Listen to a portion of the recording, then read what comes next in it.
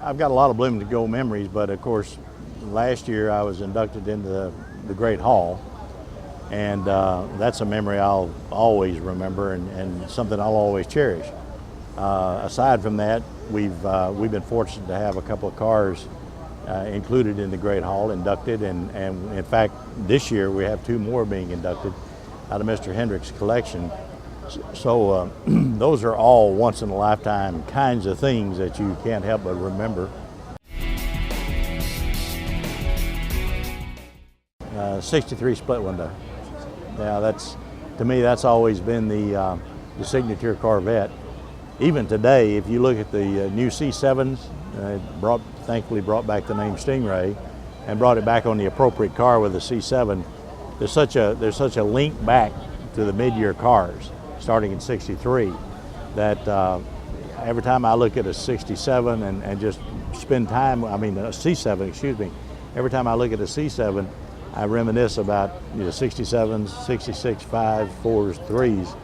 And I think if you just had to pick one car out that I've owned that I really, really, really enjoyed and had kind of a love affair with, it was a 63 split window.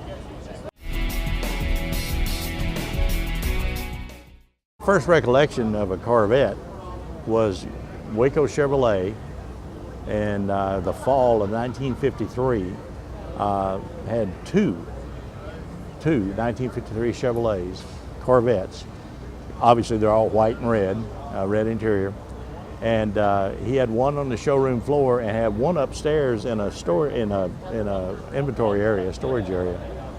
And I remember looking through the window at that car before we ever went in and kind of trying to figure out what it was. I'd heard a little bit and read a little bit in magazines about the World's Fair car, or the cars at the Motorama actually. But you couldn't really envision what it was. Say it was a bit of a stretch because, the 53 Chevrolet was a 6-cylinder mom and pop kind of car, and this was a stretch when we saw the first 53 Corvette. So a buddy of mine finally, a day or two later after that particular day after, looking through the window, went down to see it. And it had caused a lot of stir, but I was really surprised. Of course, then still you were talking about a 6-cylinder car.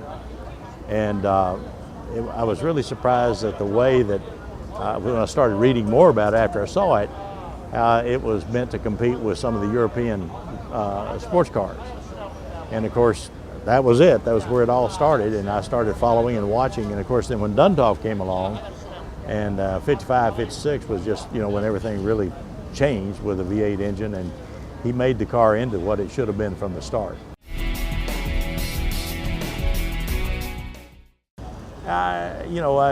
I love show cars, and in Mr. Hendrick's collection we have 300, and some of the best in the world. And they're beautiful to look at, but I have some cars of my own. I don't have a Corvette currently, but I have some other cars. And show cars, you're always concerned about driving them and not necessarily putting miles on them, but rock chips or somebody, running in the back of you or taking the grill out or making a mistake with a car or having some some problem you didn't figure on, I'll put it that way. But to me, having a really great driver car, not necessarily a survivor, it can be a restored car, but a great, great driver car, and is what I would prefer. I think the new car is, a lot of people, and I've said this before, if you were just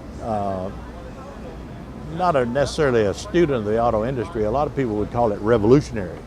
Probably some other companies would call it revolutionary. The design, you just go through that car from stem to stern, and all the changes that have been made to make the car a current day, state-of-the-art kind of sports car. And of course, for the price, I don't see how anybody could touch it, number one. I don't care what you're buying or what equipment level, they just can't touch it. But it just seems to me that rather than revolutionary, to me the car is evolutionary. And I go back to what I said about going back to the early days and the mid-year cars and bringing back Stingray And you look at the design, you can see elements of the mid-year cars in the design, especially the coupe. As I look at the coupe, you've got the tapered back, the sharper edges, and it just so reminiscent to me of what went on in those years. And then you move up front in the engine, and you've got a small block, basically a small block engine, push rod engine, but it has evolved from the old original 1955 Chevy to something today that's world class. I don't care where you are and what you're doing, whether it's performance or whether it's fuel economy, and you just name the aspect that you're most interested in. So those things, to me, are very important to Corvette, simply because even though it's brand new, it's dynamic, it's a wonderful car, and probably, well, obviously probably the best Corvette ever. You look back and there's a link to the past that everybody can relate to if you just spend time with the car. I call it form and function. It's a beautiful, beautiful car.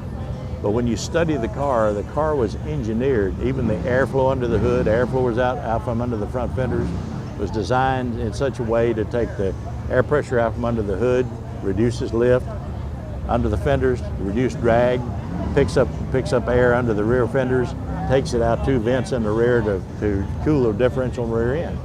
So that's why I say form and function. The car is an absolute knockout, gorgeous car. And I give Ed Welburn and his staff at GM all the accolades in the world for designing that car. But when they designed it, it was an engineering type design. They didn't get bound up in having to build something to accommodate engineering.